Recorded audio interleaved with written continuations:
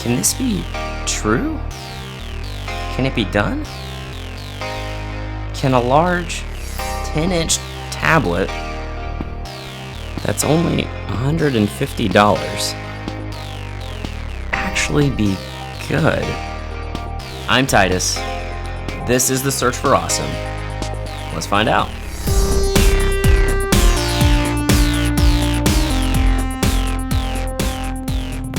The unboxing experience is no nonsense. After ripping the strand of paper at the top, the tablet slides out of the tent-like cardboard contraption, along with a micro USB cable, a wall charger, and some small paperwork. Can we appreciate that Amazon didn't go above and beyond here? I mean, I can appreciate a good unboxing experience as much as anyone, but let's be honest, it's just a box. The build is pretty basic. A glass front with minor bezels and a nice looking, but completely plastic back. It comes in 3 colors, black, punch red, and the one I'm reviewing is marine blue, and that's clearly the best option. The bottom sports stereo speakers, and on the left side you'll find a power button and volume buttons, a headphone jack, microphone USB port, and a microphone. And you'll find the micro SD card slot on the top, and it supports cards up to 256 gigabytes. And on the right side, you'll find nothing. Moving on. The standard Fire 10 is available at 32 gigabytes of storage, but only 26 gigabytes of it is usable. So you might want to consider the 64 gig option at $40 more, or just get a micro SD card. On the inside, it's packing a quad-core processor, 2 gigabytes of RAM, front and back cameras, Bluetooth, accelerometer, and more.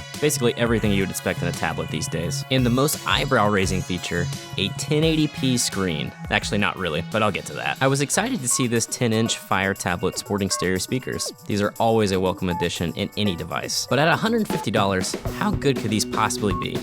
Actually, pretty good. Trying to show you how good they are from a video is a little bit silly, but fortunately some coworkers let me borrow their iPad so I could do some comparisons. I mean, I'm sure you've heard speakers from an iPad before. Here's the sound versus a iPad Pro 9.7 inch, also with stereo speakers. They don't have iPads in the size anymore, but I think these are the same stereo speakers as the larger ones, but could be wrong about that. Both tablets are at maximum volume.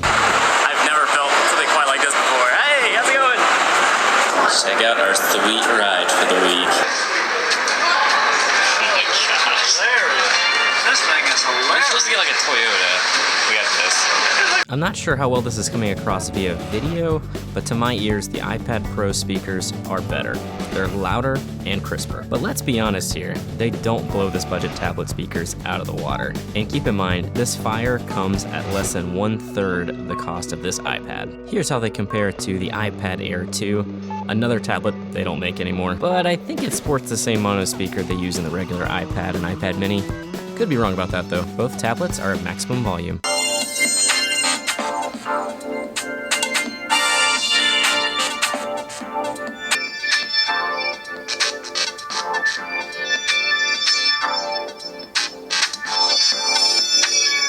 Even with the mono speaker, the iPad is still a little louder, but not by much. But the quality of the stereo speakers from the Fire tablet is actually better to my ears. The stereo effect definitely helps here. I did another test with the Fire tablet in my car this time. My car is old and definitely not noise isolated, and when I get moving, it gets loud in there. So I was curious, could I hear the tablet on the seat next to me while driving? The sunglasses are my wife's, by the way. She took all of my cool sunglasses. I think she left me these so strangers could give me odd looks at red lights. Or when I'm going through a drive-thru and forget I have them on, I can have an interesting encounter with a restaurant worker. I tried speech-to-text with a book I forgot I bought in the Kindle store way back. Speech-to-text doesn't read the books that loud, so I figured if I could hear this clearly while the car was in movement, it would be loud enough for me to hear anything. And it worked great. I could hear every word clearly. It didn't fill my car with sound though, but it was loud and crisp enough to digest. While I have these iPads from my coworkers, let's compare further since when people think tablets, they think iPad. The Fire is only slightly heavier at 500 grams than the 9.7-inch iPad's 469 grams, but holding them side by side, you really can't tell. On budget tablets, the screen is a corner many manufacturers cut corners on, and sometimes even after paying more, they still have bad screens. I'm not bitter. Anyway, this is the most exciting feature about the Fire HD10. They put a 1080p screen on this tablet, again, for $150. Actually, they say it's a 1080p screen on the Amazon website, but that's wrong. It's 1920 pixels by 1200 pixels. That's actually better than 1080p. It's the same width in pixels, but 120 pixels taller. This puts this 10-inch tablet at 224 pixels per inch compared to the regular 9.7-inch iPad at 264 pixels per inch. If you don't understand pixels per inch, the higher the number, the more clear and crisp the screen. So the iPad edges out this budget tablet, but not by much. In using the tablets side by side, I can tell the iPad screen is better, but it's very slight. The cheapest iPad you can get is more than twice the price of this tablet, but the screen is definitely not twice as good. What's cool though is in terms of brightness, the iPad barely edges out the Fire, but this test was very close and only noticeable after a close examination. But I will say the Fire's screen is much more reflective than these iPads. You can see in this test I did earlier a light going across both screens, but it had a much more major impact on the Fire. As a result of the Fire's reflective screen, it doesn't do quite as well outdoors, but it's definitely usable there though. Amazon doesn't say what type of glass the Fire tablets use, but I'm assuming it's not the Gorilla Glass used in high-end phones. But Amazon claims this Fire tablet is more durable than the iPad 10.5-inch, which is interesting. If they claim that, the glass can't be that low quality, I wouldn't think, but I'm not testing that. Sorry, the tablet isn't mine, and I don't think my brother would appreciate me rolling his tablet down the stairs, but I did tell him I would test the tablet thoroughly though.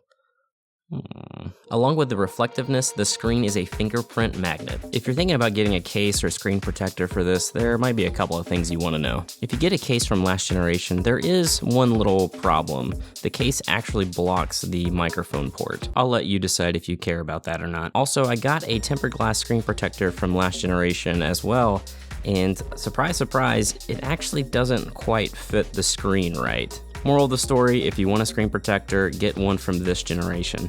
I do prefer the form factor of the iPad a little bit more. I think Apple nailed the size, but there are benefits to the wider and slightly shorter screen of the Amazon Fire. If you really like watching videos on your tablet, then you might actually prefer the Fire tablet. Videos come across quite a bit larger because of the widescreen aspect ratio. Also, typing in portrait mode is actually better on the Fire because it's quite a bit skinnier. If you're worried about reading on this screen, don't be. It's taller than you might be used to, but all is well here. The screen is sharp enough so you don't see pixels and plenty bright with plenty of options to suit your needs. I was a little concerned when I saw the quad-core processor used was a MediaTek processor. These are known for being in low-end cheap devices, so finding out a device you want is powered by one of these is sort of like finding out your brand new Ford Mustang is powered by the engine from a Toyota Corolla. Hey, that's my car! But I can't complain here. Things are pretty zippy. From being off, the boot up time is about 35 seconds, so not too bad. Apps load quickly and multitasking works exactly like you'd expect in Android, minus being able to use two apps in a split screen like the more recent versions of Android. The Wi-Fi is even great. I tested in a really bad Wi-Fi area in my house versus my few years old MacBook Air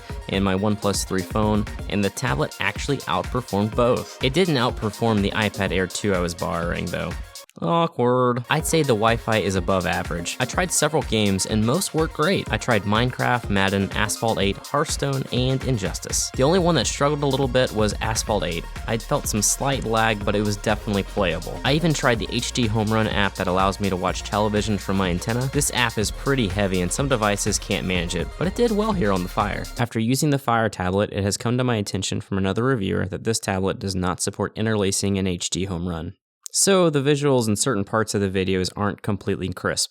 Although I noticed this in using it, I can tolerate the lack of clarity because it's still watchable, but it is a little bit of a bummer. If I said the Fire performs just as good as an iPad, I'd be lying, but it's really close in terms of performance. Let me help you understand how much of a better value this is to other Android budget tablets. This is the Samsung Tab A 8.0. As of right now, it costs $159, $10 more than the Fire 10 tablet. What does that extra $10 get you? Very similar performance, half as much storage, 0.5 gig less of RAM, 2 inches less of screen real estate, and oh yeah, the screen on this tablet isn't good. It's okay at best. Not anywhere near as good as the Fire. The cameras are better on the Samsung, but that's about it. Just saying, this is a fantastic value for a tablet. This Fire is fire, but it doesn't have stock Android, which might prevent some from taking the plunge. Before I talk about Fire OS, which is the Amazon version of Android running on this tablet, let me explain something. I had a Fire tablet a few years back. It was the HDX 8.9 inch, and I hated it. Not because it was a bad tablet.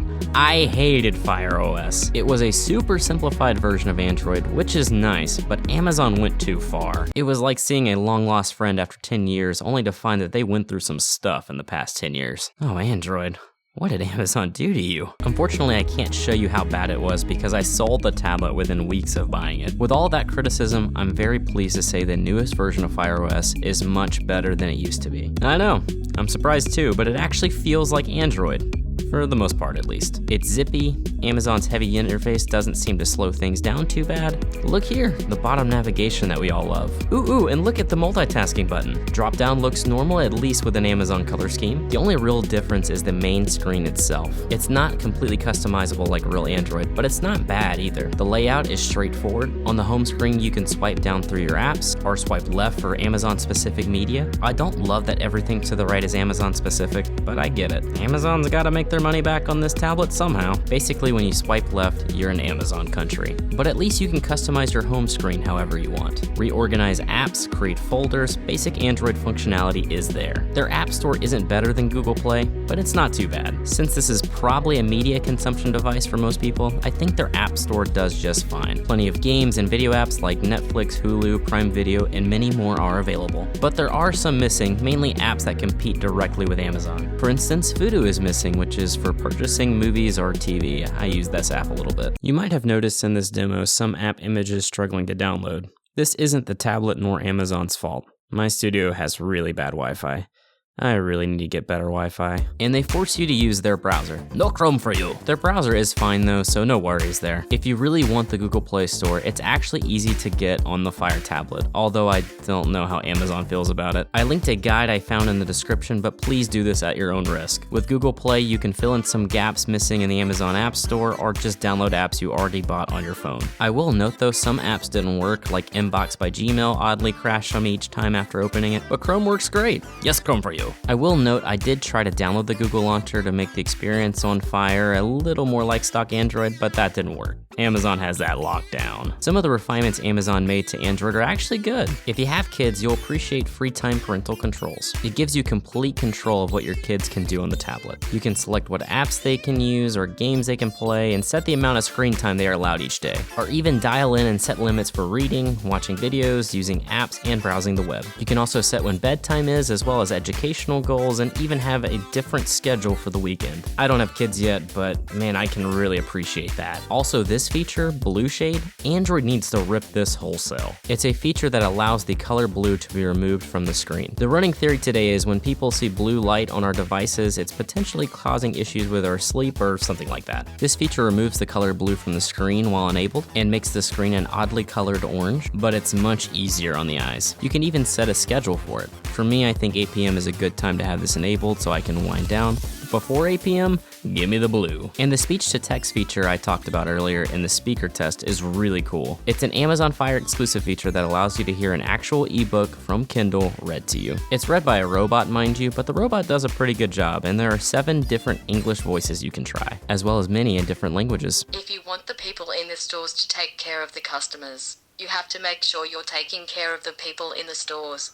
That's the most important single ingredient of Walmart's success. On Deck automatically downloads Amazon Video on your tablet when you're not using it, which is cool. You might find yourself without internet somewhere and be happy that Amazon thought of you. Of course, I don't know why it thought I wanted to watch Backstrom.